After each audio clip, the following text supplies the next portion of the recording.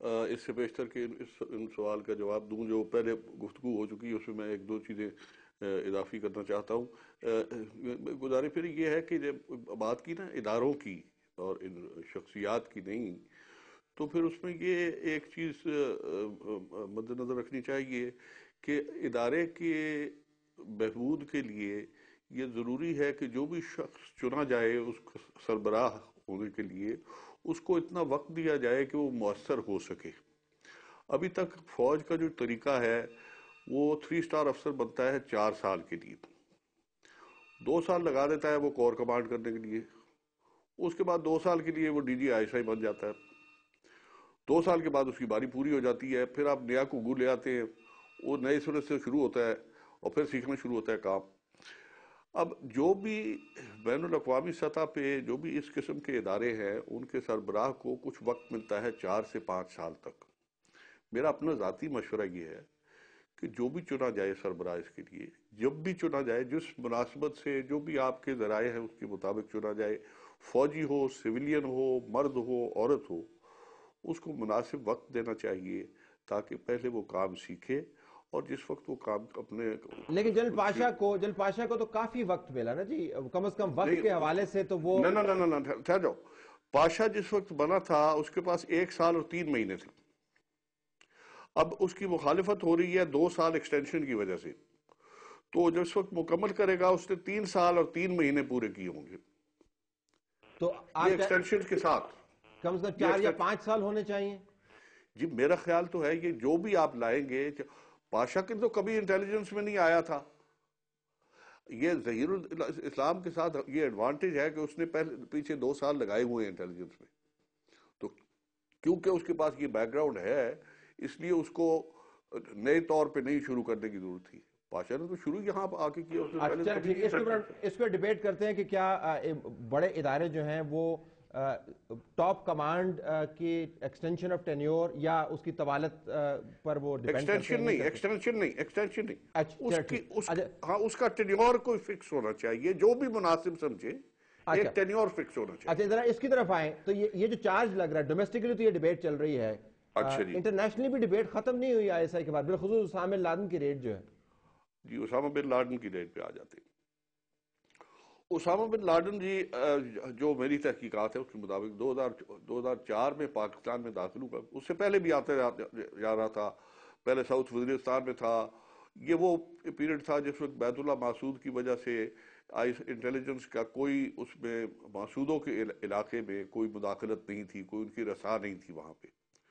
تو یہ پیریڈ جو تھا اس میں یہ 2002 میں آ گیا ساؤتھ وزیرستان، پھر وہاں پہ رہا کچھ سال ایک، اسی اسنا میں کچھ عرصے کے لیے کوہاٹ آیا، وہاں پہ یہ جو الکویتی کے گھر جو والد کا گھر تھا وہاں پہ ٹھہرا۔ لیکن یہ تفصیل اپنی جگہ پر درست، اس کی موجودگی کے بارے میں اب جو آپ کی تحقیق کے حوالے سے دوبارہ سے ڈیبیٹ شروع ہو گئی ہے کہ پتہ نہیں چلا 10 سال، وہ جو یہاں میں بات ہو رہی شاندار اگر پرفارمنس ہوتی تو پتہ چلنا چاہیے تھا نا۔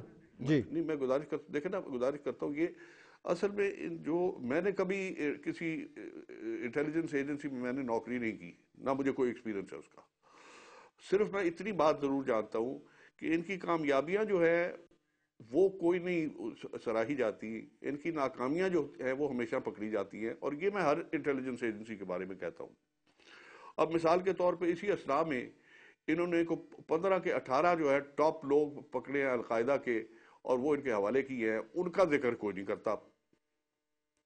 اسامہ بن لادن کا ذکر کر، فراز اللیبی ہم نے 2005 میں پکڑ کے دیا، اس سے پہلے خالد شیخ محمد ہم نے دیا، یہ ابھی 2011 میں پھر ہم نے وہ پکڑا ہے، اور اس کا نام میں بھول گیا، وہ بھی پیٹرک کو پکڑا، اور اس کے بعد بہت سارے اور۔ اچھا تو یہ جو اچھا کام کرتے ہیں وہ ایکنالج نہیں ہوتا، اور جو کام نہیں ہوتا اس کی پکڑ بڑی سخت ہے۔ Stay with this point, I'll bring this point at the table۔ ناظرین بریک لیتے ہیں، بریک کے بعد اس بات پر دوبارہ آئیں گے کہ کیا پاکستان کے انٹیلیجنس ادارے جو ہیں وہ سیاسی فٹ بال بن چکے ہیں، اور اس فٹ بال کے نتیجے میں they are being kicked around, یا انہوں نے بہت سارے ایسے کام کیے ہیں جس کی وجہ سے ان کو یہ ککس پڑنی چاہیے۔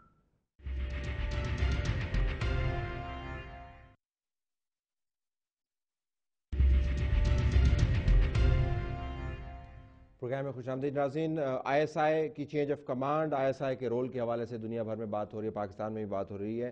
ذرا ڈومیسٹک پالیٹکس پہ آتے. طارق صاحب, یہ کہیں نہ کہیں جا کے سیاسی جماعتوں کو یہ طے کرنا ہوگا کہ ہم نے اپنے تمام اداروں کے بارے میں اس حد سے آگے نہیں جانا. ہمیں لگتا ہے یہ ہے کہ سیاسی ضرورت کے تحت وہ حدیں جو ہیں وہ بڑی لچکدار ہیں, کبھی ہم ان کو آگے کر دیتے ہیں, کبھی پیچھے کر دیتے ہیں. ابھی آئی ایس آئی کا معاملہ انہوں نے ذکر کیا تھا کہ اگر آئی ایس آئی لیکس آنی شروع ہو گئیں تو سب کا پتہ چل جائے گا کون کہاں پہ کھڑا ہے. تو یہ کچھ خیال کرتے ہیں سیاستدان کہ اگر کوئی اور فائلیں سامنے آ گئی, ابھی تو عمران گیٹ پرانا, یہ نئی فائلیں سامنے آ گئی تو پھر کیا ہوگا؟ طلعت صاحب, میں سب سے پہلے ایک چیز کی ساری گفتگو کے بعد ضرور وضاحت کرنا چاہوں گا کہ دیکھیں, جب بھی سیاسی حلقوں میں آئی ایس آئی کا کردار زیر بحث آتا ہے, اس میں 90% ان کا جو سیاسی کردار ہے, جو پولیٹیکل ونگ ہے, وہ انڈر ڈسکشن ہوتا ہے. ٹھیک.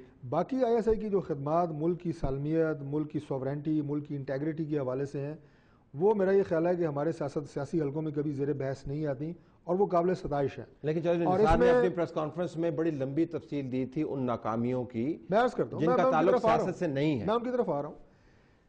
ایک تو یہ بات انتہائی غلط ہے کہ آج کل اس چیز کو اس طرح پروجیکٹ کرنے کی کوشش کی جا رہی ہے, میں کسی ایک چینل کا نام نہیں لوں گا, کہ شاید کچھ مخصوص پارٹیاں آئی ایس آئی کے حق میں ہیں, کچھ مخصوص پارٹیاں آئی ایس آئی کے خلاف ہیں. قطعی طور پہ ایسی بات نہیں ہے. میں سمجھتا ہوں کہ ہر وہ پارٹی جو پاکستان کی سالمیت, پاکستان کی سوورنٹی سے, پاکستان کی وحدت پہ یقین رکھتی ہے, محبت رکھتی ہے, وہ آئی ایس آئی کا جتنے, چاہے ان کا بلوچستان ہے, چاہے فاٹا ہے, چاہے ان کا کشمیر میں, بہت سارے اور ایسی چیزیں ان کے کردار ہیں, وہ اپریشیبل ہیں. لیکن دیکھیں, بات یہ ہے کہ جہاں پہ جو چیز واضح نظر آئے, میں آپ کو صرف ایک مثال دوں گا. آپ نے کہا لمبی لسٹ کی, میں آپ کو ایبٹ آباد آپریشن کی مثال دوں گا. اب وہ ہماری انٹیلیجنس ایجنسیز کا یا جتنے لوگ اس چیز کے ساتھ وابستہ تھے, ان کی ایک واضح ناکامی ہے. اب پاکستان کے اندر کوئی بھی مقدس گائے نہیں ہے. مقدس گائے کوئی نہیں ہے. ہم صرف یہ اسٹیبلش کرنا چاہتے ہیں کہ جو بحث ہو رہی ہے آئی ایس آئی کے بارے میں, کیا وہ سیاسی بحث ہے, کیا وہ پروپیگنڈا ہے, یا حقیقت میں گراؤنڈڈ ہے؟ اگر حقیقت میں گراؤنڈڈ ہے تو اس کے اوپر ایکشن لینا چاہیے. اسمبلی کے اندر تو اس کے بعد آپ باہر آپ نے ووٹ آف کانفیڈنس دے دیا عملاً ان کو, الیکشن کے قریب آتے گئے تو آپ نے تلواریں نکالی. اس کی وجہ سے امیج بنتا ہے کہ it has become a politicised issue. یہ میں گزارش کر رہا ہوں. نہیں, آپ کی بات بالکل بجا ہے کہ اس وقت حالات ایسے تھے کہ سب سے زیادہ ووکل آواز ہماری تھی.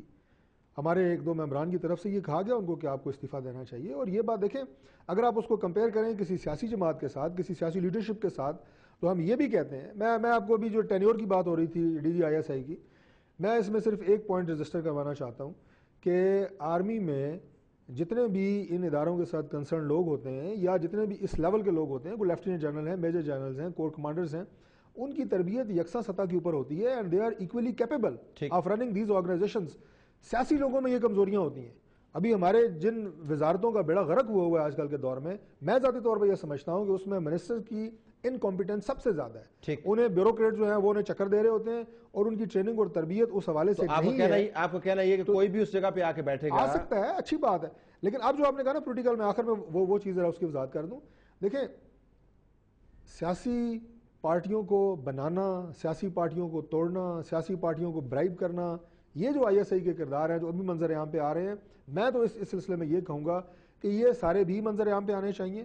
اور ریسنٹ پاسٹ میں جنرل مشرف کے دور میں جو کچھ ہوا, جو کچھ انہوں نے اپنی کتاب میں لکھا انہوں نے کہ میں نے یہ جماعت اپنے ہاتھوں سے تخلیق کی, یہ ساری چیزیں جب تک پاکستان سے ختم نہیں ہوں گی, اس میں اگر کوئی قربانی کسی کی دینی پڑتی ہے, کسی کا سلاٹر کرنا پڑتا ہے, ہمیں کرنا پڑے گا. یہ صفائی جب تک نہیں ہوگی اس وقت تک ہم اس طرح جس طرح ہم چاہتے ہیں کہ ہم آگے جائیں, ہم نہیں جا سکتے. Let me take a break. Break کے بعد ناظرین ایک ذرا ایکسپینڈ کریں گے ڈیبیٹ کو. تالی دونوں ہاتھوں سے یقیناً نہیں بجتی. یا تو ہمارے سیاسی لیڈران اتنے بچے اور جس طرح وہ عام محاورے میں کہتے چھننے کاکے ہیں کہ ان کو جب دل چاہے وہ پیسے دے دیے جاتے ہیں, جب دل چاہے الیکشن جتوا دیے جاتے ہیں, جب دل چاہے ان کو ہروا دیا جاتا ہے, اور یا پھر وہ اتنے زوراور ہیں کہ ان اداروں کو لگام ڈال سکتے ہیں. دونوں باتیں درست نہیں ہو سکتی.